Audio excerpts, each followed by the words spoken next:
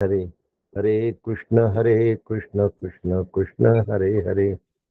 सद्गुरुनाथ महाराज की जय। वंशी विभूषित करान्नवनीरदाभा पीतांबरा दरुण बिंब फलाधरुष्टा पूर्णेन्दु सुंदर मुखादरविंद नेत्रा कृष्णात् परम किमपि तत्त्वमहं न जाने। शंकरं शंकराचार्यः सद्गुरु सर्वसन्निभः सर्वेषां शंकरः सन्तु सच्चिदानन्दरूपिणः। ज्ञानदं सद्गुरुं शान्तं अज्ञानारण्यदाहकम् नमामि परमाचार्यं श्रीमच्छंकरधारिणम्। सदाशिवसमारम्भां शंकराचार्यमध्यमाम् अस्मदाचार्यपर्यन्तां वन्दे गुरुपरम्पराम्। वन्दे गुरुपरम्पराम्। सद्गुरुनाथ महाराज की जय। परम पूज्य सद्गुरु डॉक्टर श्रीकृष्ण दत्तात्रय देशमुख उपाख्य डॉक्टर काका यांच्या श्रीचरणी साष्टांग वंदन करतो। परमपूज्य मंदाताई यांच्या चरणारविंदांना नमन करतो। आदरणीय नीलाताई दातार यांना साष्टांग नमस्कार करतो। श्रोते तुम्ही जगदीश मूर्ती, श्रवणी बैसावे एकांती। आपण श्रोते वृंदांना नमस्कार करतो आणि आजच्या विषयाला प्रारंभ करतो। प्रारंभ करण्यापूर्वी आपण सगळेजण मिळून शांतीपाठ म्हणत असतो आणि मग वक्तव्याला प्रारंभ होतो। आज शांतीपाठ सुरू करूया। मी म्हणते काका, मीनाताई म्हणा।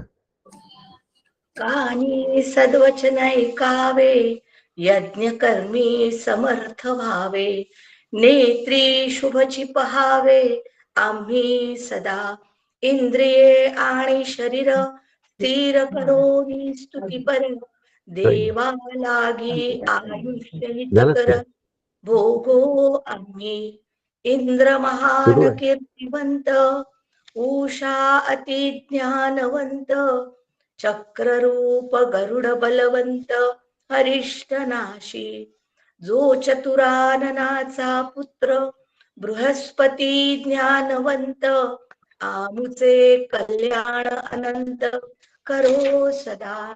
सद्गुरुनाथ महाराज की जय। नमस्कार करते काका।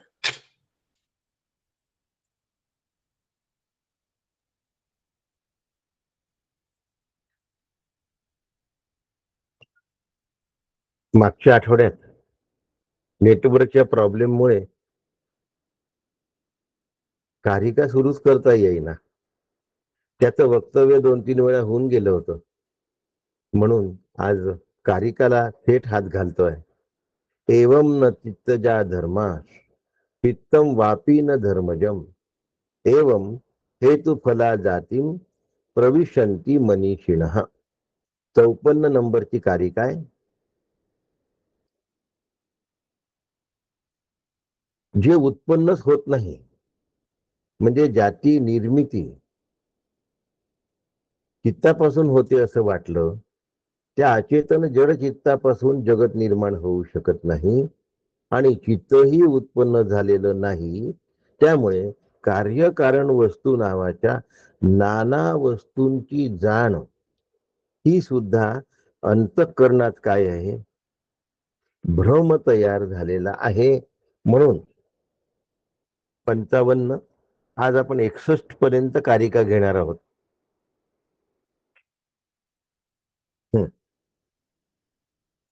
60 पर्यंत कारिका घेऊया। त्याप्रमाणे एकदा कारण आणि कार्य याचा जोपर्यंत आग्रह आहे जीवाचा, तोपर्यंत संसार अनुभवाला येत नाही. कार्यकारणाचा आग्रह असेपर्यंत संसार अनुभवाला येत नाही. मात्र आग्रह गेल्यानंतर संसार अनुभवाला येत नाही. जोपर्यंत आग्रह आहे तोपर्यंत संसार अनुभवाला येतो. कार्याचा आणि कारणाचा आग्रह आहे. वाक्य थोडस मग सांगण्यात चुकलं होतं.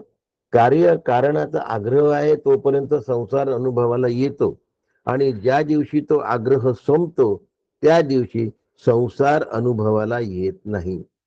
एकदा आपल्या लक्षात आलं की 57 नंबरची कारिका आपल्याला सांगते की व्यावहारिक सत्तेच्या दृष्टीने सर्व पदार्थ उत्पन्न होतात ते अनित्य आहे, पण पारमार्थिक सत्तेच्या दृष्टीने कुठल्याच पदार्थाची निर्मिती होत नाही. इथवर आपण आलो होतो. 2-4 वाक्यात आधी 2 कारिकांचा सार घेऊन घेतला. म्हणून संवृत्त्या जायते सर्वम 57 नंबर शाश्वतम नास्ति तेन वै सद्भावेन ह्यजम सर्वम उच्छेदस्तेन नास्ति वै. जोपर्यंत अंतःकरणामध्ये अविद्येचा चिंतन चालतं, जगताचं चिंतन चालतं, देहाचं चिंतन चालतं आणि हे चिंतन सतत चालत असतं, तोपर्यंत आत्म्याची साध येत नाही. आत्म्याची साध केव्हा येते? ज्या वेळेला इकडलं चिंतन थांबतं तेव्हा. खूप कोलाहलामध्ये आपण एखाद्या लग्नाला जातो आणि मग तिथे डीजे वगैरे लागले असतात, तर आपल्याला आपला आलेला फोन सुद्धा ऐकायला येत, फोनची रिंग सुद्धा ऐकायला येत नाही. याचा अर्थ काय होतो की ते नाद जास्त बलवान आहेत. काय होतं? ते नाद जास्त बलवान आहेत आणि अधिक बलवान ते नाद असल्यामुळे. एक मिनिट हा.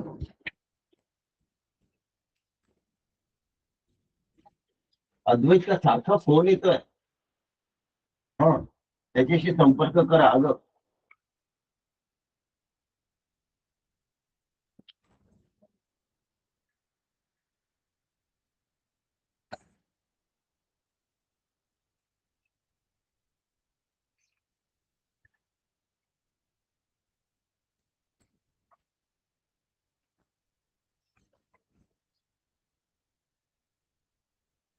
लग्न कार्यात गेल्यानंतर तिथल्या गोंगाटामुळे आपल्याला आपल्या फोनचा बेल सुद्धा खिशात फोन असूनही ऐकायला येत नाही. तसं देहामध्ये आत्मा असताना सुद्धा अविद्येच्या अनिर्बंध व्यत्ययामुळे,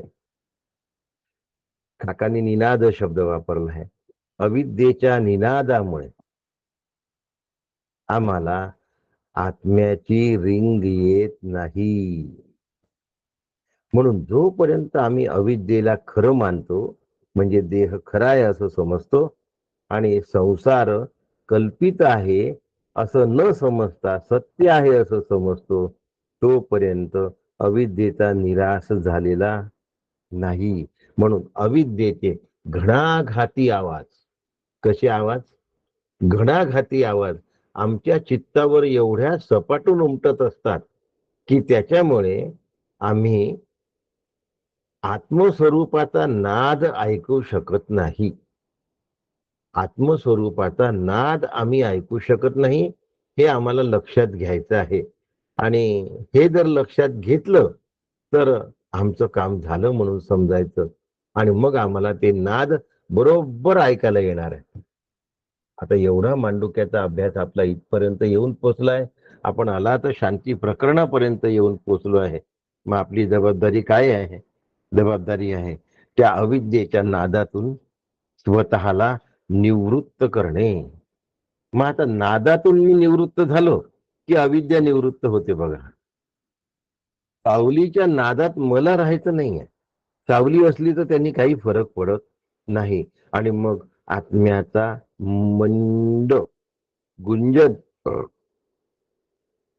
आम्हाला सुरम्य वाटायला लागतं, अतिशय गोड वाटायला लागतं.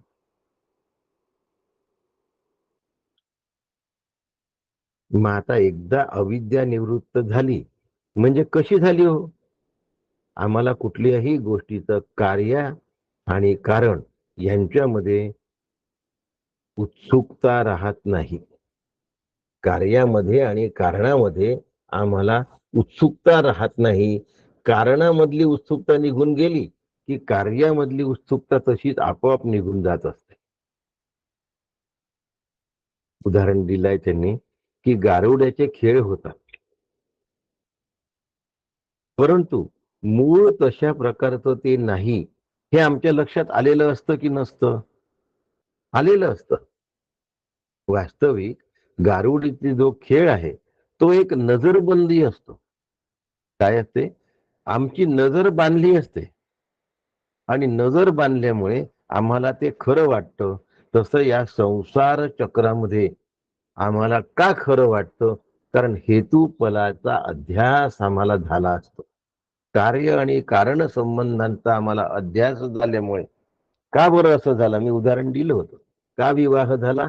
कारण मुलगा मुलगी उपवर झाले होते म्हणून विवाह झाला. म्हणजे कार्याच्या मागे कारण असतं, फलाच्या मागे हेतू असतो. हेतू म्हणजे कारण आणि कार्य म्हणजे फल. फलाच्या मागे हेतू असतो. आणि एकदा जर कळलं की हा अध्यास आहे, हा गारुड्याचा खेळ आहे, तर मग आम्हाला त्यानंतर दुःख होण्याचं कारण नाही. आता पारमार्थिक दृष्टीने संसार झालेलाच नाही, कारण तो अजय आहे. अजय जे आहे ते जन्मालाच आलं नाही, त्याच्यामुळे त्याच्याबद्दल जास्त बोलण्यात काहीच अर्थ नसतो. मग आधी बीज आलं की आधी अंकुर फुटलं, हा विषयच नाही आहे. आणि हा विषय असू सुद्धा शकत नाही, कारण जन्मालाच नाही आलं. संसाराची उत्पत्तीच मुळी अविद्येतून झाली. त्याच्यामुळे संसाराचा विनाश कसा झाला हा विषयच नाही आहे. प्रलय कसा झाला हाही विषय नाही आहे. माझा संसार काल्पनिक आहे, गाडुऱ्याच्या खेळासारखा नजरबंदी झालेली आहे, म्हणून तो ते गुरुकृपा दृष्टी निर्विषय होय. श्री गुरूंनी दिलेली त्यांची जी कृपा दृष्टी आहे, त्या कृपा दृष्टीच्या आशीर्वादामुळे आम्हाला असलेला संसार काय वाटतो हो? नजरबंदी झालेली आहे. आम्हाला तो नसताना सुद्धा आहे असं वाटतं. आम्हाला तो संसार नसताना सुद्धा आहे असं वाटतं. आणि तो आहे म्हणून आम्ही आग्रह करायला लागतो. तो संसार आहे असा आम्ही आग्रह करायला लागतो. उज्ज्वलाताई, व्हिडिओ बंद कराल का? तो आहे असं आम्हाला वाटतं. आणि आहे असं वाटलं की मग सगळे गडबड होते. मग आहे ते निस्तरावंच लागतं आम्हाला. आणि म्हणून बीज आधी की फल आधी हा विषय नाही. ब्रह्म निर्बीज आहे, म्हणून ब्रह्मापासून विश्व तयारच झालं नाही आणि विश्वामध्ये जीवही तयार झालं नाही.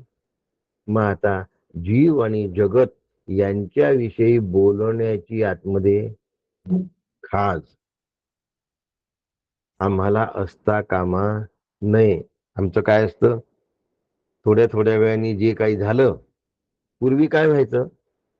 थोडंफार घरामध्ये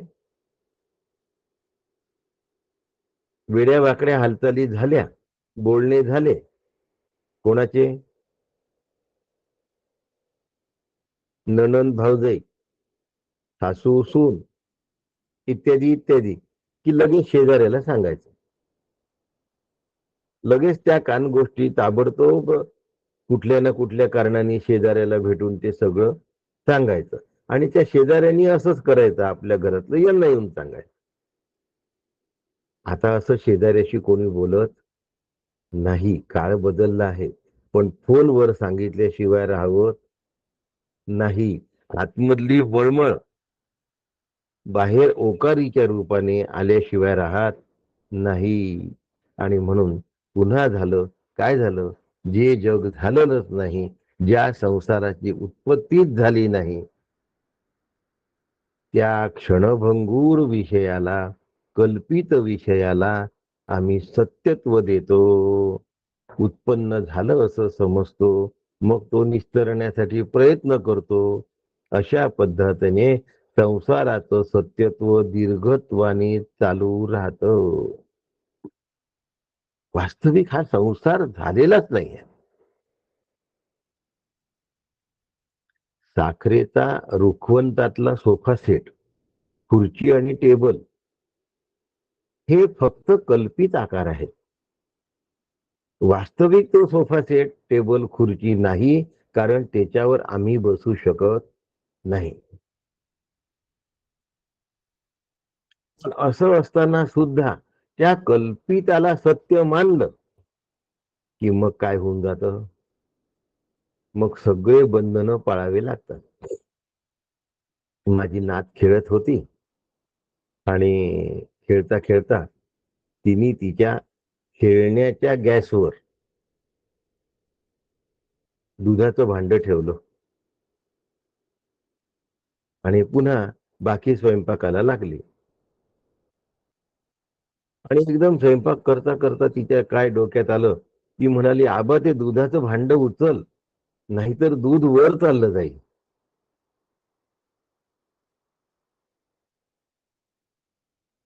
तिने सांगितलं म्हणून तिच्या खेळण्याच्या गॅसवरचं खेळण्यातलं दुधाचं भांड हाताने उचललं आणि खाली ठेवलं.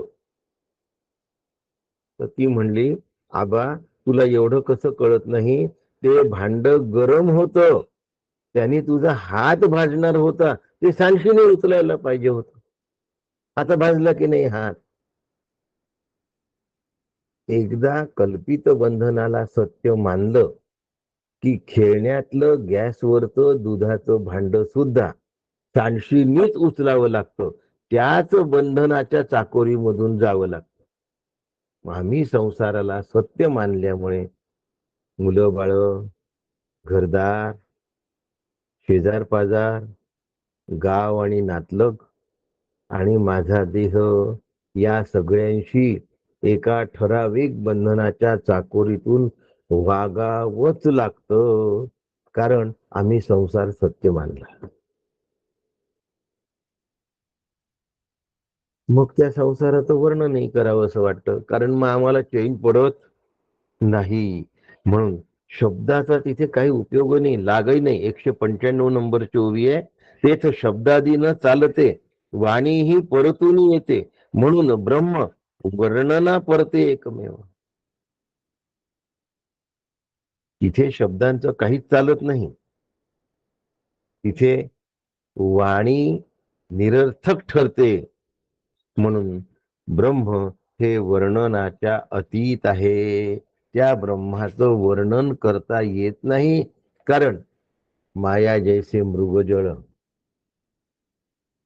माया जैसे मृगजळ, ऐसे बोलती सकळ, का ते कल्पनेची आभाळ नाथिलेची. किती सुंदर ओवी आहे बघा. 7व्या दशकातली ही ओवी आहे. इतकी सुंदर पद्धतीची आहे. गगनी गंधर्व नगरे दिसता ती नाना प्रकारे, नाना रूपे नाना विकारे त्याची माया. अशा प्रकारे समर्थांनी सुद्धा याचं वर्णन केलं की ही माया मुळात अस्तित्वातच नाही आहे. जी मुळातच अस्तित्वात नाही, तिथे आम्ही लक्ष देण्यापेक्षा त्याबाबत आमच्या अंतःकरणामध्ये वैराग्य निर्माण व्हायला पाहिजे. एवढं जर आम्ही लक्षात घेतलं तर वैराग्य कॉमन सेन्सने सुद्धा बऱ्याच प्रमाणामध्ये आम्हाला निस्तरता येतं, आणि वैराग्य आलेलं माया आम्हाला निस्तरता येते, आणि ते वैराग्य सहज अंगी बांधता येतं. ब्रह्मसत्यम जगन्मिथ्या जीवो ब्रह्मैव नापरा, हे श्रद्धेने पहिल्यांदा स्वीकारावं लागतं. आणि म्हणून एकदा पसारा मांडला की मग तो निस्तरावा लागतो.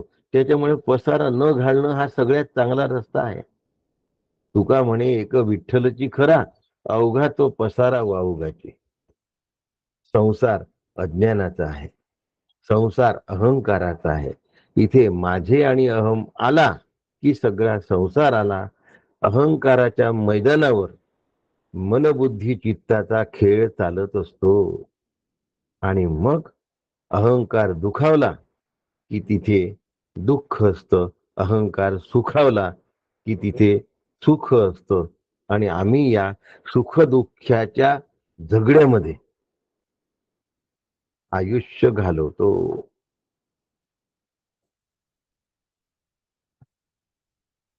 मनाविरुद्ध झालं की बस झालं नाराज. अहंकार दुखावतो, अहंकार सुखावतो. जिथे सुख असतं तिथे अहंकार असतो, जिथे दुःख असतं तिथेही अहंकार असतो. आणि जिथे सुख आणि दुःख हा बॅलन्स असतो तिथे अहंकार नसतो, स्वरूप असतो. नाही तर थोड्या थोड्या गोष्टींनी आमचा अहंकार मोडतो, त्याला म्हणतात पोह्याची पापड. पोह्याचे पापड म्हणून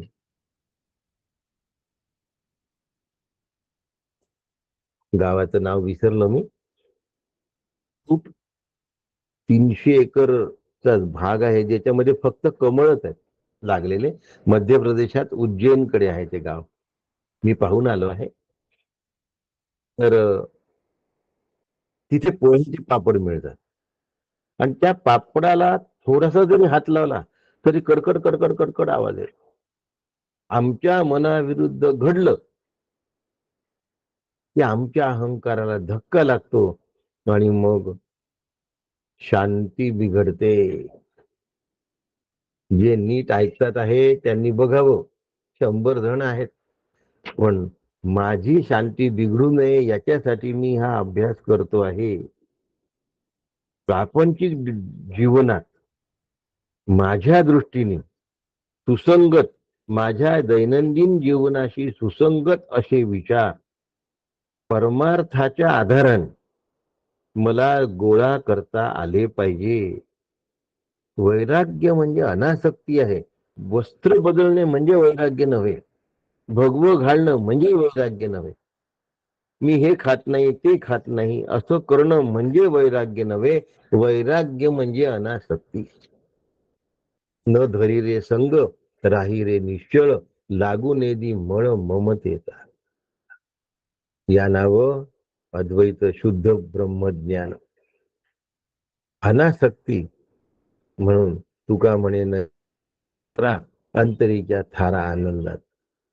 अनासक्त जीवन जगणं विरक्त जीवन जगण्यापेक्षा सोपं आहे. वैराग्य पूर्ण भगवे कपडे घालून म्हणजे चतुर्थाश्रम ज्याला संन्यास म्हणतात, संन्यासाश्रमाशिवाय गृहस्थाश्रमात वानप्रस्थ अनासक्त वृत्तीने राहणं जास्त सोपं आहे.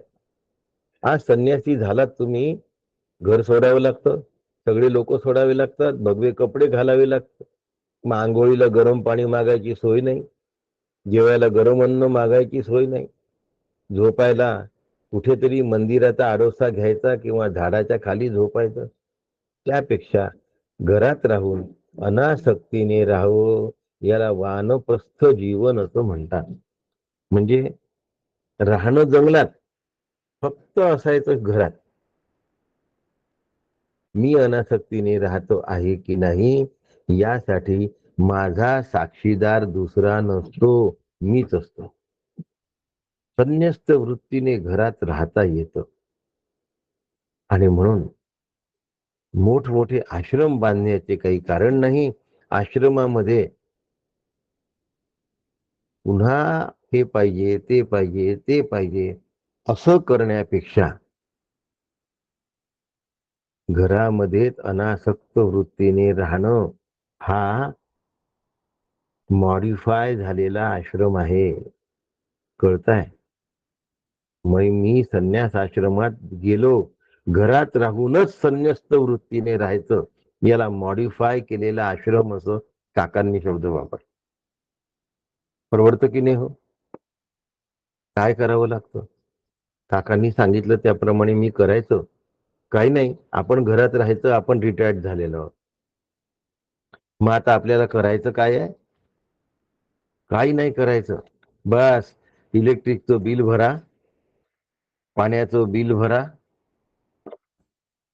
भाज्या आणून द्या, चक्कीवरचं दळण आणून द्या. एवढं छोटेसे काम जर आम्हाला करता आले, एवढे लहानशे काम जर आम्हाला करता आले, तर बाकी वेळ आम्ही मोकळा होणं आत्मचिंतन करण्यासाठी. आणि मी खरोखर तसं जगण्याचा प्रयत्न केला. गंमत अशी झाली की आता इलेक्ट्रिकचं बिलही भरावं लागत नाही, पाण्याचं बिलही भरावं लागत नाही, कारण मुलं ऑनलाईन भरतात. पूर्वी आम्हाला थोडं लाईनीत उभं तरी राहावं लागत होतं. आता ऑनलाईनच मुलं तेही भरत असल्यामुळे ते पण काम चाललं गेलं. त्याच्यामुळे मग फारसे काम नाही. मग अनासक्त जीवन जगायला काही हरकत आहे का? आज कोणती भाजी करणार आहे हा प्रश्न न विचारता झाली असेल ती भाजी खायला काही हरकत आहे का? याला मॉडिफाईड संन्यास असं म्हणतात. आपल्यापुरता आपला संन्यास आपण मॉडिफाय करून घ्यायचा. ज्ञान वैराग्य सिद्ध्यर्थम भिक्षांदेही. म्हणून मला जे जेवायला मिळतं ते तिच्या इच्छेने मिळत आहे, ती म्हणजे पार्वती. भिक्षांदेहीच पार्वती, अन्नपूर्णेच्या इच्छेने मला मिळत आहे. आम्हाला जेव्हा वाटतं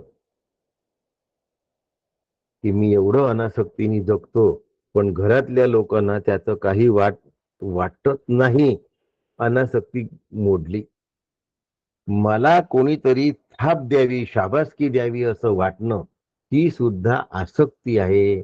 म्हणून संवृत्त्या जायते सर्वम, शाश्वतम नास्ति तेन वै, सद्भावेन यजम सर्वम, उच्छेदस तेन नास्ति वैही. अशी 57 नंबरची कारिका आहे. आणि आपण त्या सगळ्या एकत्र करून सांगतोय की दृश्य जगत माईक आहे. मायेमध्ये जर अडकून पडलो तर फजिती आहे. पण मायेचं जे अधिष्ठान आहे ते ब्रह्म आहे. आणि ब्रह्माच्या अनुसंधानात जर मायेत राहिलो तर माया मला पकडू शकत नाही. संसार चक्र सत्य मानलं की ती सायकल मला पकडते. आणि एकदा सायकलनी पकडलं की पहिले त्याचा आधार शरीर, शरीराचा आधार कर्म, कर्मातून पापपुण्य आणि कर्माचं फल.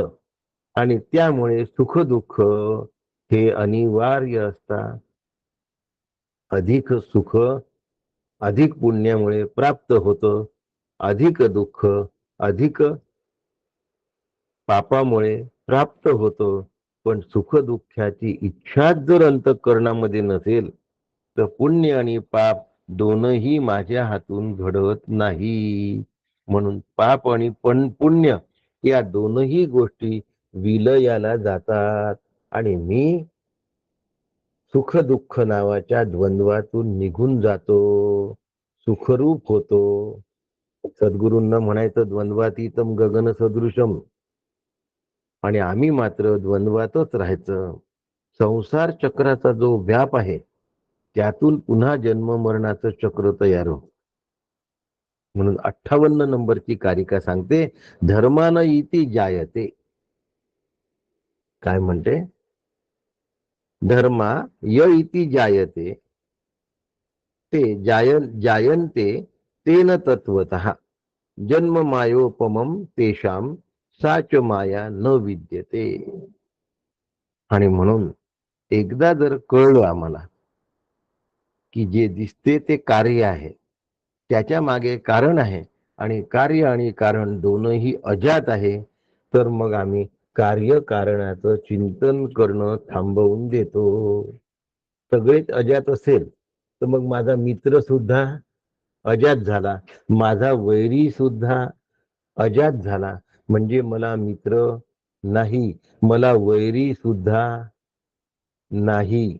नाही तर मग मित्राची आसक्ती, वैऱ्याचा द्वेष, द्वंद्व सुरू झालं. मित्र आणि वैरी, आपला आणि तुपला, जवळचा आणि परका, या सगळ्या गोंधळातून मी बाजूला राहतो. आणि मग सुखरूप ऐसा दुजा कोण सांगा, माझ्या पांडुरंगा सारिखा.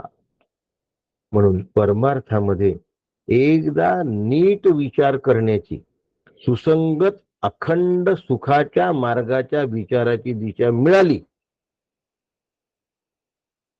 तर मग मी सुख भोगत असेल तरी ते सुख कल्पित आहे, त्याला इंग्रजीत सुडो म्हणायचं, सुडो सुख. आणि जे दुःख भोगतो आहे ते सुद्धा सुडो आहे, म्हणजे नकली आहे. मायेला सत्य मानावं लागत नाही. मायेला सत्य समजलं की सगळं गेलं.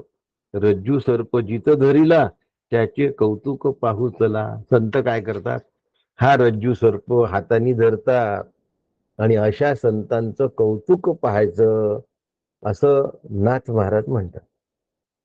म्हणून आमचं काय असतं, आमचं काय असतं, सुख दुःखाचं कारण माईक आहे हे आम्ही लक्षात ठेवत नाही. सुख दुःखाचं कारण माईक आहे हे आम्ही विसरून जातो. आणि एकदा हे विसरलं की आमची फजिती झाल्याशिवाय राहत नाही.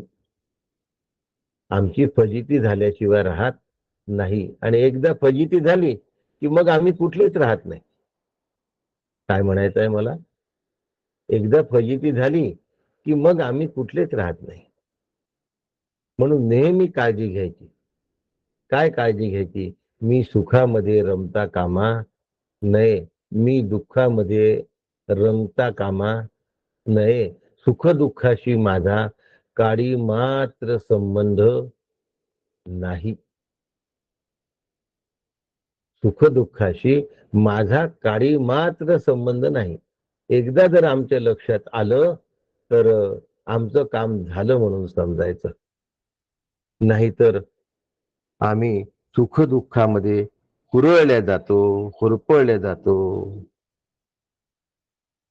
काय म्हणावं, यथा माया मया मयात बीजम, 69 नंबर इथे वाचतो, 59. यथा माया मयात बीजात जायते तन्मयोंकुरः नासौ नित्यो न चोच्छेदी तद्वत धर्मेशु योजना. आता ब्रह्मापासून जगत निर्माणच झालं नाहीये, ब्रह्म अबीज आहे. त्याच्यामुळे सविताताई व्हिडिओ बंद करा, पारगावकर व्हिडिओ सुरू आहे सारखा.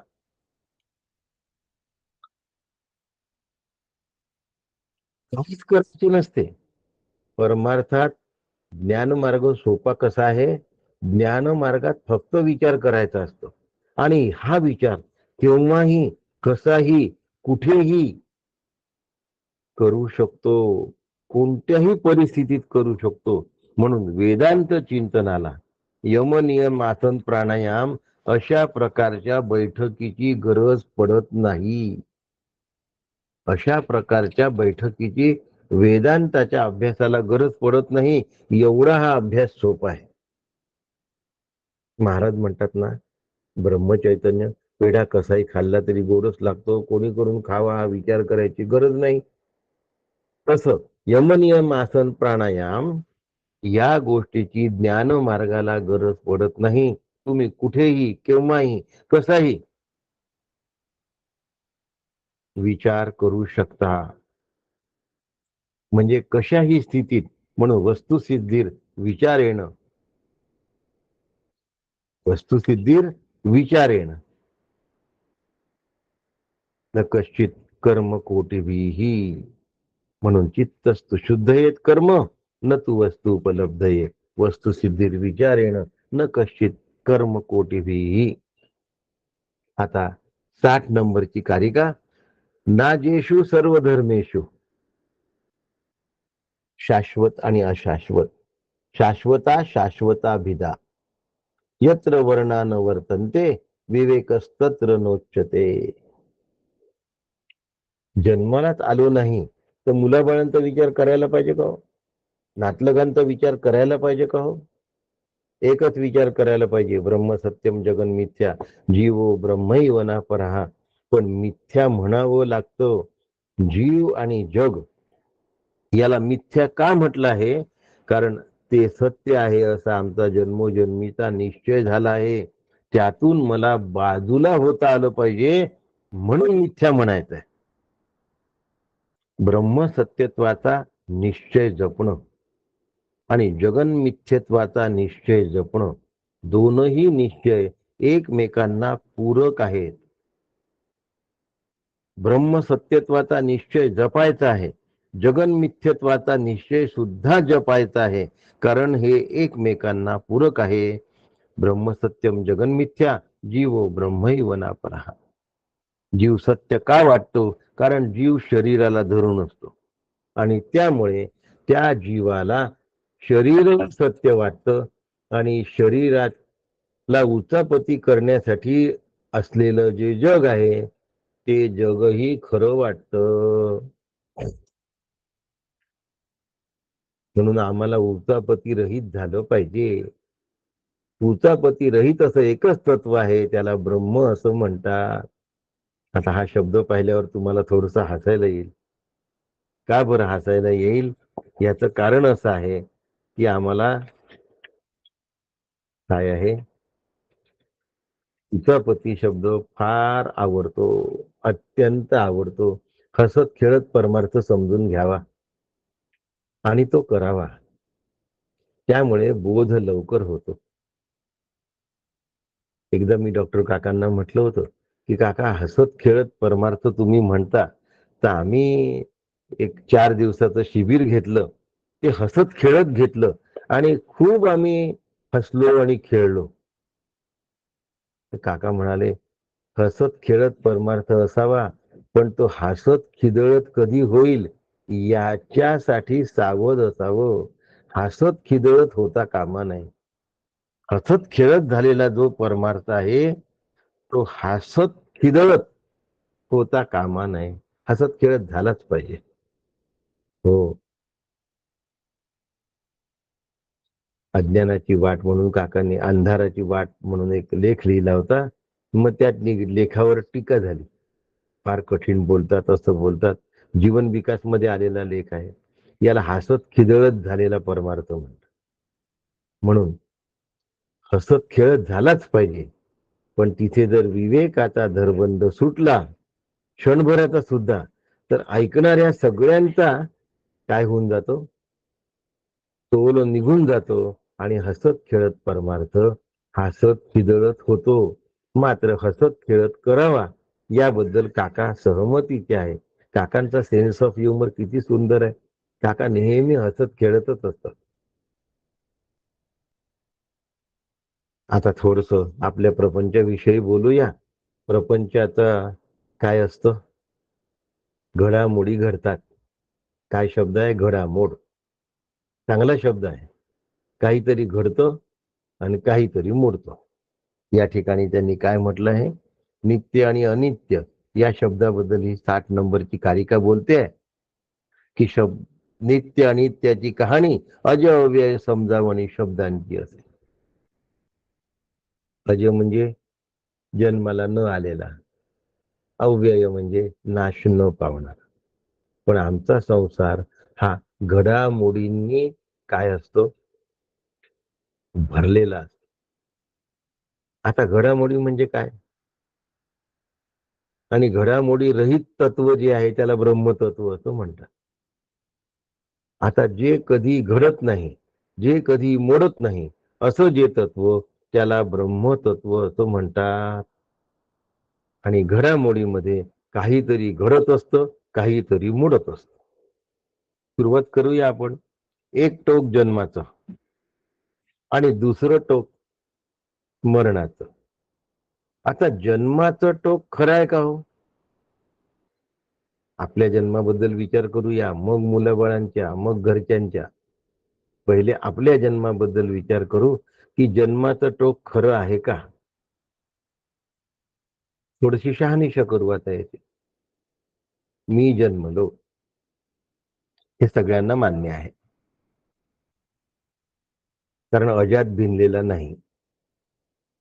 मग आता मी कुठे जन्मावं, केव्हा जन्मावं, कोणत्या आईवडिलांच्या पोटी जन्मावं,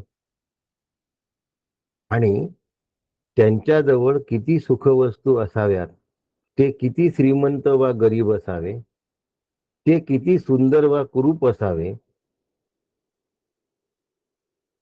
यातलं माझ्या हातात काही आहे का? मी कुठे जन्मावं माझ्या हातात नाही. माझे आई वडील कोण असावे माझ्या हातात नाही. त्यांची सांपत्तिक स्थिती कशी असावी माझ्या हातात नाही. त्यांचं सौंदर्य, रूप आई वडिलांचं कसं असावं हे माझ्या हातात नाही. त्यामुळे मला मिळणारं सौंदर्य कसं असावं हे सुद्धा माझ्या हातात नाही. माझं रूपही माझ्या हातात नाही. आणखीन एक मुद्दा, माझं आरोग्य सुद्धा माझ्या हातात. काही जण जन्मतःच रोगी असतात, मेंटली रिटायर्ड असतात जन्मतःच, पण जन्म झालेला असतो. त्याच्यामुळे जन्मामध्ये होणाऱ्या एवढ्या ज्या सगळ्या घडामोडी आहेत, गोष्टी आहेत, घडामोडी नाही म्हणत, घडात जेवढं घडलेलं आहे, जिथे जन्म व्हायचा, ज्यांच्या पोटी जन्म व्हायचा, जे रूप मिळायचं, जी परिस्थिती मिळायची, जी बुद्धिमत्ता मिळायची, या सगळ्या घडलेल्या गोष्टीतलं एकही गोष्ट माझ्या चॉईसनी झालेली नाही. म्हणजे जन्म माझ्या हातात नाही. थोडं मरणाचा विचार करूया, मग मधल्या जीवनाचा विचार करू. एखादा समारंभ घडतो आणि त्या समारंभामध्ये एक अध्यक्ष असतात, एक हस्ती असतात आणि एक ज्यांचा काही सत्कार बित्कार असतो ते असतात. आता मरणाचा प्रसंग म्हणजे एखादा पेशंट गेला. काकांनी दिलेलं उदाहरण तुम्हाला देतो. एखादा पेशंट गेला तर तो डॉक्टर देशमुखांच्या हस्ते, डॉक्टर कामतांच्या अध्यक्षतेखाली आणि डॉक्टर कुलकर्णींच्या प्रमुख उपस्थितीत गेला, असं झालं असतं का हो? कोणाच्या हस्ते, कोणाच्या अध्यक्षतेखाली आणि कोणाच्या प्रमुख उपस्थितीत असा समारंभपूर्वक मरण असतं का हो? नाही. म्हणजे जन्मही समारंभपूर्वक नाही आणि मरणही समारंभपूर्वक नाही. मग जन्म कोणाच्या घरी घ्यावा, रूप कसं असावं, बुद्धिमत्ता कशी असावी, आरोग्य कसं असावं, सांपत्तिक स्थिती कशी असावी, हे माझ्या हातात जसं नाही, तसं मरण कुठे असावं, केव्हा असावं, कोणत्या परिस्थितीत असावं, कुणासमोर असावं, हेही माझ्या हातात नाही. मग माझ्या हातात जर जन्म नाही आणि माझ्या हातात जर मरण नाही, तर मधलं जीवन माझ्या हातातलं आहे हे म्हणणं सरासर वेडेपणाचं होईल. आणि मग मधल्या जीवनामध्ये घडणाऱ्या ज्या घडामोडी त्या माझ्या हातातल्या कशा असतील? जन्म माझ्या हातचा नाही, माझ्या हातात नाही. मरण माझ्या हातात नाही. मग मधल्या घडामोडी माझ्या हातात राहतील आणि त्या राहाव्या असं वाटणं, यासारखं वेडेपणाची गोष्ट काय असू शकते? पण आमचा कर्तृत्वाभिमान, नेहमी अभिमानाने हे सगळं जग आहे, लक्षात ठेवा. आणि एकदा जर आम्ही प्रॉपर चिंतन करायला लागलो, तर मग न घडणारं न मोडणारं तत्व मी आहे.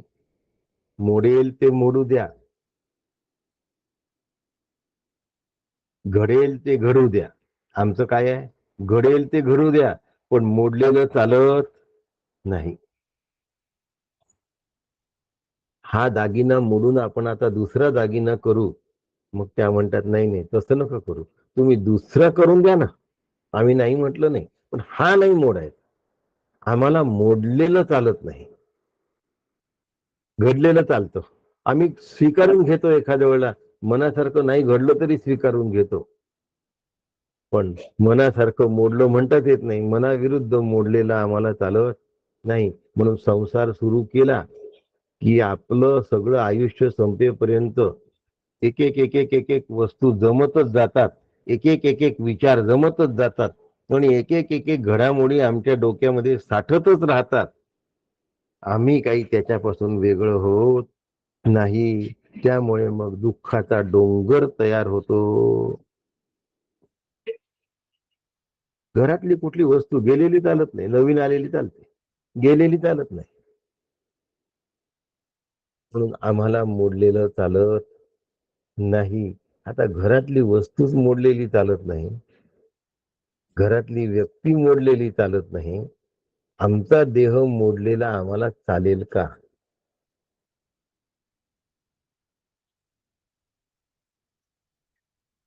आम्हाला नीट समजून घेतलं पाहिजे. इतकं सगळं जर बरोबर समजून घेतलं तर परमार्थाचं चिंतन करणं ही एक कला आहे आणि ही आत्मसात केली पाहिजे. परमार्थ सुंदर होऊन जाईल, जीवन आनंदरूप होऊन जाईल, अतिशय साधं जीवन होईल, अतिशय सोपं जीवन होईल, अतिशय सरळ जीवन होईल. त्याला आर्जव असं म्हणतात आणि हे पारमार्थिक जीवन आहे. यासाठी मला सतत विचार केला पाहिजे, सतत कॅल्क्युलेशन केलं पाहिजे. ते जीवन स्वस्थ आणि सुख संपन्न झालं पाहिजे, जीवन आनंद संपन्न झालं पाहिजे, मस्त जीवन झालं पाहिजे. बाहेर हवे ते घडले तरीही आतमध्ये सुखामुळे बिघडतं. कारण बाहेर मनासारखी घटना घडली आपल्या, वा वा वा किती छान झालं, ते वा वा वाटणं हे आतमध्ये सुखाने बिघडलंय, लक्षात ठेवा. बॅलन्स बिघडला, सुखाकडे कलला. मनाविरुद्ध घडलं तरी बॅलन्स बिघडला, दुःखाकडे कलला. बॅलन्स ठेवला पाहिजे. म्हणून सुखाच्या उकळ्या आणि दुःखाच्याही उकळ्या येता कामा नये. निर्मलम निष्कलम शांतम. दैनंदिन जीवनात वेदांत शिकायचा कसा, वेदांत जमवून घ्यायचा कसा आणि घडी कशी बसवून घ्यायची, हे आमचं आम्हाला करावं लागतं. सद्गुरू करून देत नसतात, ते सांगतात, मार्गदर्शन करतात. पण नित्य आणि अनित्य याचा निवाडा आम्हाला करायचा आहे. माझा देह अजात आहे आणि जर अजात आहे तर देहावर आजारपण आलं तर फ्रस्ट्रेशन यायला पाहिजे का हो? नर्वसनेस यायला पाहिजे का हो? विचार करा. अशाश्वत हे नेहमी मायेचं स्वरूप आहे आणि माझा देह माईक आहे, मग राहील का माझा देह? आणि शाश्वत हे नेहमी ब्रह्मचं स्वरूप आहे आणि ब्रह्म सत्य आहे. मी जर ब्रह्म आहे तर माझा माईक देह गेला तरी मला दुःख होता कामा नये. ज्यांनी स्वतःच्या शरीरावर पाणी सोडलेलं असतं, मी शरीर नाही हा निश्चय ज्याचा झाला असतो, त्यालाच दुसऱ्याच्या शरीरावर पाणी सोडण्याचा हक्क आहे. दुसरा गेला तर फारसं काही वाटत नाही, पण आपल्यावर घाला आला तर दुःख वाटतं. असा माणूस दुसरा गेल्यानंतर वाईट वाटत नाही, असा माणूस कठोर आहे. त्याला कठोर असं म्हणतात. कठोर शब्दाची व्याख्या काय आहे? दुसरा गेला तर दुःख वाटत नाही, पण स्वतःवर थोडासाही घाला आला तर फार वाईट वाटतं. असा दुसऱ्याच्या बाबत निर्डावलेला जो असतो त्याला कठोर असं म्हणतात. पण मी गेलो तरी चालेल, माझ्या शरीराच्या जाण्याने काहीही फरक पडणार नाही व दुसऱ्याच्या जाण्यानेही फरक पडणार नाही, असा ज्याचा निर्णय आहे त्याला ज्ञानी असं म्हणतात. माझा देह गेला तरी चालेल, दुसऱ्याचा गेला तरीही चालेल. स्वतःच्या देहावरही ज्यांनी पाणी सोडलंय, कळतंय ना, पाणी सोडणं अंगठ्याने सोडायचं हे पाणी, तर्पण म्हणतात त्याला. अंगठ्याने ते पाणी सोडायचं असतं कायमस्वरूपी. म्हणून माझ्या देहावर ज्यांनी, स्वतःच्या देहावर ज्यांनी कायमस्वरूपी पाणी सोडलंय, त्याला स्वतःचा देह जात असताना जर दुःख होणार नसेल तर दुसऱ्याचा देह जात असताना दुःख झालं नाही तरी बिघडणार नाही, अशाला ज्ञानी असं म्हणतात. पण आपल्या देहाच्या वेळेला दुःख आणि दुसऱ्याच्या देहावेळी जाण्याच्या वेळी काही वाटत नसेल, त्याला कठोर असं म्हणतात. म्हणून माणसाने कठोर असू नये, पण ज्ञानी असावं. म्हणून आत्मस्वरूप नित्य आहे, अनित्य आहे, याच्या शाब्दिक विवेकामध्ये बसून राहण्यात काही मतलब नाही आहे. मी नित्य आहे आणि शरीर अनित्य आहे, हे माझ्या हालचालीमध्ये, माझ्या विचारामध्ये ठसलं पाहिजे. कोणत्या पुस्तकात असून कामाचं नाही, अंतःकरणामध्ये हे पक्क बसलं पाहिजे. म्हणून या उपाधी माझी गुप्त, चैतन्य असे सर्वगत, ते तत्वज्ञ संत स्वीकारत नाहीत.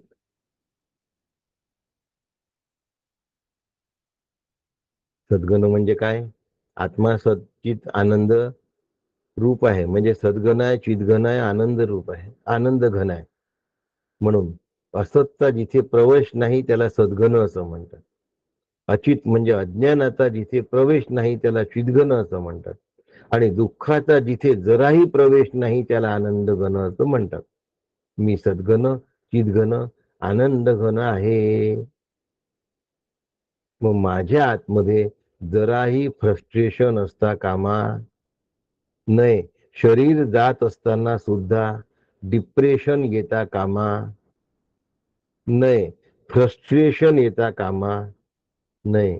फ्रस्ट्रेशन शब्द डोक्यामध्ये बसला, डिप्रेशन शब्द डोक्यामध्ये बसला की आनंदाची वाट मी लावून घेतली म्हणून लक्षात ठेवायचं. परिस्थिती अनुकूल असेल तरी आनंद, परिस्थिती प्रतिकूल असेल तरीही आनंद. म्हणून संत सांगतात, ते निमूटपणे मला स्वीकारलं पाहिजे. माझ्याच बाबतीत हे असं का घडतं? माझ्याच बाबतीत हे असं का घडतं? काही मुलं असतात ज्यांना झोळीमध्ये टाकलं तरी त्या झोळीवर खेळणी टांगावी लागतात. आणि मग त्या खेळण्यांकडे पाहत पाहत पाहत पाहत खेळत रडत ते केव्हा तरी झोपतात. आईला तंग करतात झोका देत द्यायला. पण काही मुलं झोळीत टाकल्याबरोबर गाढ झोपतात. आता मी नाठाळ मूल असावं की चांगलं मूल असावं? पाळण्यात टाकल्याबरोबर झोपून गेलो पाहिजे. कोणता पाळणा आहे? ब्रह्मसत्यम जगन्मिथ्या जीवो ब्रह्मैव नापरा. मग फ्रस्ट्रेशन येण्याचा प्रश्न उद्भवत नाही, डिप्रेशन येण्याचा प्रश्न उद्भवत नाही. संत सांगतात ते शांतपणे स्वीकारता आलं पाहिजे. नित्य आणि अनित्य अशी ही कारिका आहे. नाजेषु सर्व धर्मेषु शाश्वता शाश्वता भिदा. शाश्वत काय आणि अशाश्वत काय, याचा विवेकाने जर आम्हाला काय झाला, बोध करून घेता आला, तर मग आमचं जीवन सफल होतं. सफल झाल्याशिवाय राहत नाही. काका म्हणतात, तेथे शब्दादी न चालते. 195 नंबरची ओवी. वाणी ही परतून येते, म्हणून ब्रह्म वर्णना परते एकमेव. ब्रह्म वर्णनातीत आहे. तिथे आत्मतत्वाचा शब्दरहित आत्मतत्वाचा नित्यानित्य विवेक सुद्धा करता येणार नाही. कारण अनित्य नावाची गोष्ट अस्तित्वातच नाही. मग नित्य तरी कसं म्हणणार आत्म्याला? म्हणून आत्म्याला नित्यही म्हणता येत नाही आणि आत्म्याला अनित्यही म्हणता येत नाही. आत्म्याला शाश्वतही म्हणता येत नाही, आत्म्याला अशाश्वतही म्हणता येत नाही. कारण आत्म्या व्यतिरिक्त या जगामध्ये दुसरं काहीच नसल्यामुळे आत्म्याला शाश्वत म्हणायलाही कोणी नाही. कळताय ना?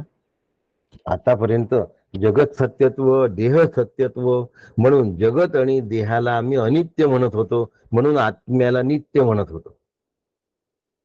जगत आणि देहाला मर्त्य म्हणून अशाश्वत म्हणत होतो, म्हणून आत्म्याला शाश्वत म्हणत होतो. आता अजातवादामध्ये जग निर्माणच झालं नाही, देह निर्माणच झाला नाही, सगळं जर अजात आहे, तर आत्मा अज आहे या म्हणण्याकरता म्हणणारा दुसरा उपस्थितच नाही, कारण त्याची उत्पत्तीच झाली नाही. म्हणून आत्म्या अव्यय आहे हेही म्हणण्याला अर्थ नाही, कारण व्यय नावाची गोष्टच अस्तित्वात नाही. म्हणून आत्म्यासाठी शब्द नाही. म्हणून आत्म्याला अजही म्हणण्यात अर्थ नाही, आत्म्याला अव्यय म्हणण्यातही अर्थ नाही, आत्म्याला शाश्वतही म्हणण्यात अर्थ नाही, आत्म्याला अशाश्वतही म्हणण्यात अर्थ नाही, नित्य म्हणण्यात अर्थ नाही, अनित्यही म्हणण्यात अर्थ नाही. आत्म्यासाठी कुठलाही शब्द चालत नाही. अर्थ नाही म्हणजे आत्मा शब्दातीत आहे. आत्म्याच्या ठिकाणी शब्दांची प्रवृत्तीच होत नसल्यामुळे आत्म्याला शाश्वत अशाश्वत, नित्य अनित्य, अज अशा प्रकारे आत्म्याचं वर्णन करता येत नाही. आतापर्यंत समजवण्यापुरता हे सगळं शब्दांनी वर्णन झालं. 60 नंबरची कारिका आपल्याला सांगते आहे की बाह्य विषय प्रकाशित करण्याचं सामर्थ्य शब्दामध्ये आहे, पण आत्मा इंद्रिय अगोचर असल्यामुळे शब्दाने आत्मस्वरूपाचं वर्णन करता येत नाही. यतो वाचो निवर्तन्ते अप्राप्य मनसासह. म्हणून आत्म्याबद्दल वाणी वर्णन करू शकत नाही, आत्म्याबद्दल मन काही बोलू शकत नाही. म्हणून आत्मा वाणीची वाणी, मनाचं मन, कानाचा कान, काय जे आता सगळे शब्द आहेत ते वापरा, कारण कितीही प्रयत्न केला तरीही आत्मस्वरूपाचं वर्णन करता येणार नाही. मग मी असा आत्मा असल्यामुळे मला दुःखामध्ये सुद्धा राहता येणार नाही, सुखामध्ये सुद्धा राहता येणार नाही, फक्त आनंद. म्हणून यानंतर फ्रस्ट्रेशन नाही, मनाविरुद्ध घडलं तरी डिप्रेशन नाही. माझं मनाला मी महत्व दिलं म्हणून डिप्रेशन आहे, माझ्या मनाला मी महत्व दिलं म्हणून फ्रस्ट्रेशन आहे, माझ्या शरीराला मी महत्व दिलं म्हणून मी स्वतःला रोगी समजतोय. मी आत्म्याला महत्व दिलं तर आत्मा रोगी असू शकत नाही. आणि म्हणून निर्मलम निष्कलम शांतम, जाऊ द्या, व्योमातीतम निरंजनम नादबिंदू कलातीतम तस्मै श्री गुरवे नमः. हे सद्गुरूंचं स्वरूप आहे, हे आत्म्याचं स्वरूप आहे, हे ब्रह्माचं स्वरूप आहे. आणि याचा एकदा जर निर्णय झाला तर माझं शरीर कल्पित आहे, गारुड्याच्या खेळासारखं, नजरबंदीच्या खेळासारखं आहे. ते असलं काय आणि नसलं काय, असं एकदा पक्क निश्चय झाला तर मग त्याला जे वाईट वाटत नाही आणि सुख होत नाही, जन्मला तर कोणी गेला तर दुःखही होत नाही, अशाला ज्ञानी म्हणतात. असा ज्ञानी मी व्हावा म्हणून आत्मा वर्णनातीत आहे. म्हणून आता इथून 61 नंबरच्या कारिकेपासून एक्सप्लेनेशन नाही, शब्दांमधलं वर्णन नाही. 61 आणि 62 ह्या कारिका पुढे आता 29-30 या कारिकांचं रिपिटेशनच आहे. आणि त्यामुळे पुढच्या सगळ्या कारिका आपल्या फार लवकर पूर्ण होणार आहेत. 9व्या अध्यायाची तयारी ठेवा ज्यांना अभ्यास दिला आहे त्यांनी. आणि आपण आता उद्या 62 नंबर पासूनच्या कारिकांना प्रारंभ करूया. यानंतर फ्रस्ट्रेशन कधी होणार नाही, यानंतर मला तब्येत बिघडली तर डिप्रेशन कधी येणार नाही, शरीराच्या आजाराने मी मनाने आजारी राहणार नाही, कारण मनाचा सुद्धा माझ्याशी संबंध नाही. मी विषय निरपेक्ष आनंदी असणार आहे. तो आनंद सद्गुरू डॉक्टर काकांच्या कृपेने आपल्या सगळ्यांना प्राप्त हो आणि माझ्या सगट आपल्या सगळ्यांचा उद्धार डॉक्टर काकांच्या कृपेने हो, अशी डॉक्टर काकांच्या चरणी प्रार्थना करतो आणि आजचे शब्द थांबवतो. यानंतर अल्प शब्द राहणार आहेत, आपण तेवढे समजून घ्यावे. थांबतो. राम कृष्ण हरी. रामकृष्ण हरी. रामकृष्ण हरी डॉक्टर दादा. साहेब रामकृष्ण हरी. रामकृष्ण प्रभाकर रामकृष्ण हरी. रामकृष्ण हरी. गणेश मीनाताई रामकृष्ण हरी. शांतीपाठ छान म्हटला. रामकृष्ण सरलाताई रामकृष्ण हरी. मला माहिती आहे तुम्ही रोज शांतीपाठाच्या तयारीने असता. आज तुम्हाला संधी मिळाली, बरं वाटलं. सुनंदाताई रामकृष्ण हरी. रामकृष्ण हरी काका. गोपाल रामकृष्ण हरी. रामकृष्ण हरी. रामकृष्ण हरी सुनील दातार रामकृष्ण हरी. जय रामकृष्ण हरी काका. रामकृष्ण जय गुरुदेव काका. जय गुरुदेव.